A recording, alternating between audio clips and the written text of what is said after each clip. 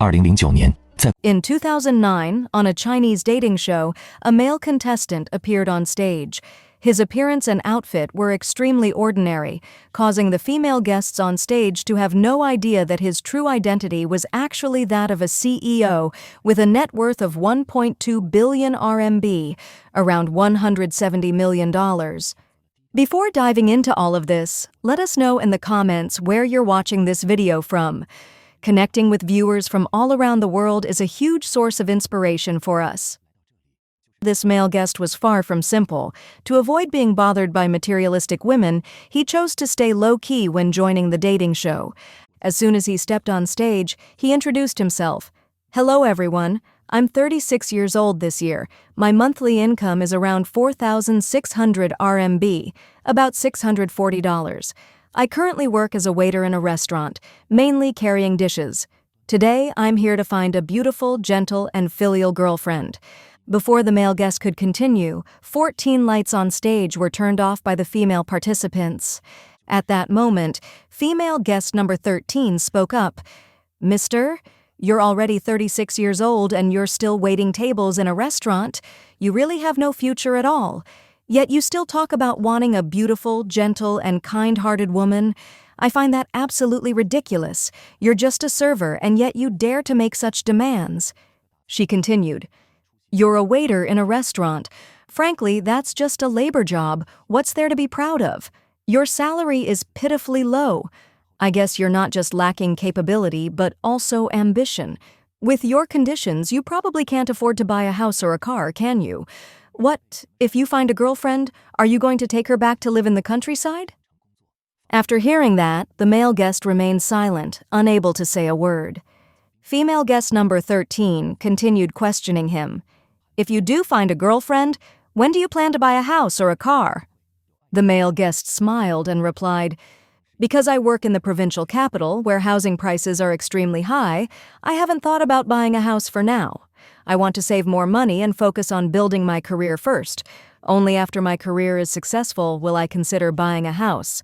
I hope to find a girlfriend before starting my own business, someone who can walk alongside me on this journey. If I save up to buy a house now, the financial pressure will be too much. Besides, I don't have the means to afford one. Waiting until I've achieved success and then buying one is more realistic. With my current income, buying a house just isn't practical. Housing prices nowadays are far beyond what I can afford. I believe that when you're young, the most important thing is to strive and fight for your future. Otherwise, once you're older, you might not have the chance even if you want to try. Once I succeed in my career, won't the issue of housing naturally be resolved? I believe putting my career first is the right thing to do." After hearing that, female guest number 13 replied, "Your idea isn't wrong, but you haven't taken any real action yet. You're almost 40 years old and still just a server.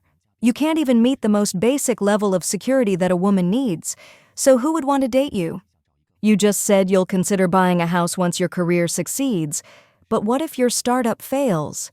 Who would want to waste the prime years of their youth waiting for you?" After saying that, female guest number 13 decisively turned off her light. On stage, 5 more female guests also turned off their lights. At this moment, female guest number 16 smiled and said to the male guest, "It's good that you have entrepreneurial ambitions, but I don't think you're capable. You'd be better off finding a stable, decent job. Stop dreaming about unrealistic things. Based on your current job, you're probably struggling just to get by day to day. What do you even have to fight for?" She continued, "I hope you can be more realistic. Ask yourself whether you're truly capable. Moreover, you can't even afford a single branded necklace. Let me be direct. A branded necklace that I casually pick could easily cost 20,000 to 30,000 RMB, about $4,200. The male guest, visibly surprised, asked, "What kind of necklace costs that much?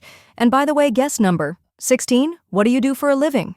Hearing this, guest number 16 confidently replied, "I'm a Mosa employee at a Mosa shop. My monthly income is around 30,000 RMB, about $4,200.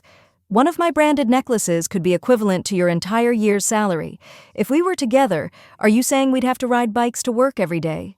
Yet you still talk about working hard to get rich and even expect women to suffer alongside you. What if your startup fails? Are you expecting women to bear the consequences with you? Have you ever thought about that? Don't talk about bringing happiness to a woman. If I'm not mistaken, you probably don't even have money for a betrothal gift. So how do you expect to find the woman of your dreams? If you're still watching, comment 1, so I know you're still with me. After hearing that, the male guest angrily responded, "So, you're saying you just want to receive without giving anything in return? I really hope you don't think that way. Nothing in this world comes without effort. You should take more time to understand a person's inner character. Even if I can't provide the material life you want right now, to be honest, I would never consider women who put themselves at the center of everything like you. I believe happiness is something two people build together, not something one person should sacrifice for unconditionally. If you're looking for a rich tycoon, I don't think that'll be easy. You should take a good look at your own situation. What exactly defines wealthy? Just because you want a rich man doesn't mean a rich man will want you." Upon hearing that, guest number 16 angrily snapped, "So you're saying I'm not good enough? I have both looks and a great figure." With that, she turned off her light. The male guest then turned to the remaining female contestants on stage and said, "Don't think that just because I can't offer you material comfort right now, I won't be able to in the future. I believe I will achieve success and give the woman by my side a fulfilling life." As soon as he finished, guest number 13 immediately spoke up, "You talk a good game. At first, when I heard you talking to the other girls, I thought you had nothing. But I've been watching you since you stepped on stage. From the way you speak, it's clear you're someone with ambition in business. But let me ask you one thing. If you do get rich, would you buy me luxury handbags and designer clothes?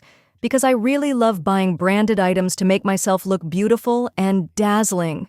The male guest responded firmly, "I can tell you with certainty, I won't do that. I believe those kinds of luxury goods aren't things that ordinary people like us should spend money on. Besides, there's no need to compare ourselves to others." Hearing that, female guest number 13 gave him a scornful look and said, "I think it's not that you don't want to buy them, but that you simply can't afford them." With that, she immediately turned off her light. At this point, there was only one female guest left on stage with her light still on. She was dressed simply and looked gentle and friendly. She smiled at the male guest and said, "Even though you're just a waiter, what I value is your character and your drive to improve. I grew up in the countryside with my grandparents, so I understand how tough it is to leave home and come to the city to find work. That's why I'd like to give you a chance to get to know each other." Upon hearing that, the host quickly asked her, "Are you willing to develop a relationship with the male guest?" The female guest replied, "Yes." Hearing her response, the male guest excitedly walked over to her. "Thank you for understanding and supporting me." Then he continued, "I'm sorry, when I first came on stage, I didn't reveal my true identity. The truth is, I'm not a server. That was just my first job when I started working. Right now, I'm the CEO of a restaurant chain with assets exceeding 1.2 billion RMB, about $170 million. With that, he held her hand and smiled as they walked off the stage together. Meanwhile, the female guests who had turned off their lights earlier stood on stage with looks of discomfort and deep regret. Yes, this was a famous dating show in China back in 2009. When I watched it, I found the whole thing incredibly absurd. I don't know whether the show was scripted or not, but there were clearly many inconsistencies. When getting to know someone, it's not just about occupation and income. Finding a life partner shouldn't be based solely on salary or current job. Personality, hobbies, family background, and life values are equally important. Judging someone's entire future based only on their income and profession is simply one-sided. On national broadcasts, openly insulting others is something that should never be acceptable. Even if you're not interested or not impressed, mocking or belittling someone so publicly on national television is hard to accept. It's not only about basic manners, but also about showing respect to others and to the audience watching. Now think about it. A man with 1.2 billion RMB, about $170 million. Do you really believe he would go on a nationally televised dating show like this? There's an old saying, a man fears fame like a pig fears fat. Truly wealthy and successful people tend to be discreet, especially in China, where wealth easily attracts unwanted attention. Unless there's a personal branding or business promotion goal, such people rarely appear on entertainment shows, let alone pretend to be poor and pitiful. The story lacked depth and felt overly theatrical. The rich man pretending to be poor to test women, being chosen by a humble girl, then dramatically revealing his true identity while others regret their choices. This plays out exactly like a pre-written script. It feels more like a modern fairy tale designed to manipulate emotions than a genuine story. But even so, the show offers a reflection of something real, the value system of many young women today. The prioritization of wealth, placing financial status and social rank above character, morality, or effort, is becoming a common reality in society. Of course, everyone hopes for a stable life without worrying about basic needs. That's completely reasonable.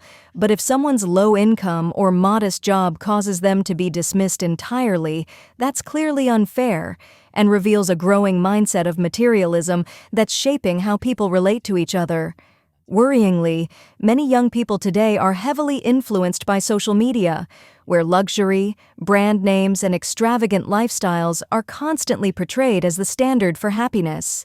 They easily fall into the illusion that love must come with a house, a car, and expensive gifts.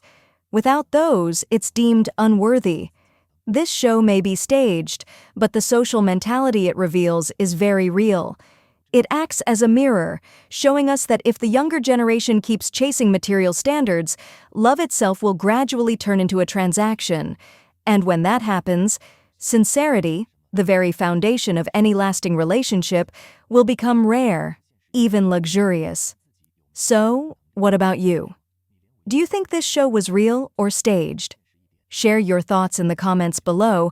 We'd love to hear your opinions. 今天呢，这哥们儿找到我们说要测试他女朋友，你把 Now let's move on to another story, about a man who pretended to go bankrupt to test his girlfriend. If you're still watching, comment 1 to let us know you're still with us. To see whether his girlfriend truly loved him or just his money, this man decided to conduct a little test. He put on a delivery uniform, disappeared for a few days, and then showed up in front of his girlfriend. The moment she saw him, she looked confused and asked, "Where have you been these past few days? Why didn't you answer my calls? And what are you wearing? What's going on?" The man replied, "There's something I need to tell you, but you need to prepare yourself." "What is it?" she asked. He lowered his voice. "My family is having financial troubles. We might go bankrupt." His girlfriend widened her eyes in shock. "Bankrupt? How's that possible? Isn't your family super rich?" He sighed and explained, "My dad tried to raise more capital, but a few days ago he suddenly disappeared.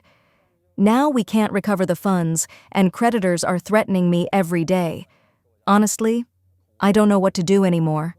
She asked, "So what are you going to do now?" To test her, he cautiously said, "Can you lend me some money?" "I don't have a single cent right now." She responded coldly, "I don't have any." He pleaded, "I'll pay you back. 3 times, 5 times, 10 times the amount. Anything you want." She snapped, "You still have the nerve to ask me for money?" He stepped back, trying to reason with her. Then, "Could you sell one of the luxury bags I gave you? Just to help me out a little?" She replied angrily, "You gave it to me, and now you want to take it back?" "No, that's not what I meant," he said. "I'm just hoping you can help me through this tough time." Her face turned cold. "So, now that you're broke, I'm supposed to help you? You've got some nerve showing up like this," he tried to explain. "If one day we got married, then—" She interrupted sharply. "Who said anything about marriage? I never promised you anything." The man looked at her with disappointment. "I've spent so much money on you before." She responded without hesitation. "That was in the past. You have nothing now. If you can't give me what I want, what's the point of being with you?" Her words were heartless. "Just because you're broke now, I have to treat you like this?" he asked. "You're worth nothing right now. Do you understand?" That was the last straw. The man said, "I've heard enough. I've seen your true colors. Let me tell you, my family is not bankrupt. This was all just a test." His girlfriend stood there in shock. "You tricked me?" He calmly replied, "That was the only way to see your real self. It's over. Get out of my life." So in the end, it wasn't the lack of money that ended the relationship, it was the lack of love. This story reminds us, true love isn't measured by bank accounts, handbags, or status, but by how we treat someone when they have nothing. If you're still watching, leave a comment with the number 1 to let us know you stayed until the end. And tell us, do you think the test was fair? Would you have reacted differently? If this story made you reflect, don't forget to like, share, and subscribe, because sometimes the most important truths are revealed in the hardest moments. Thanks for watching, and we'll see you in the next story.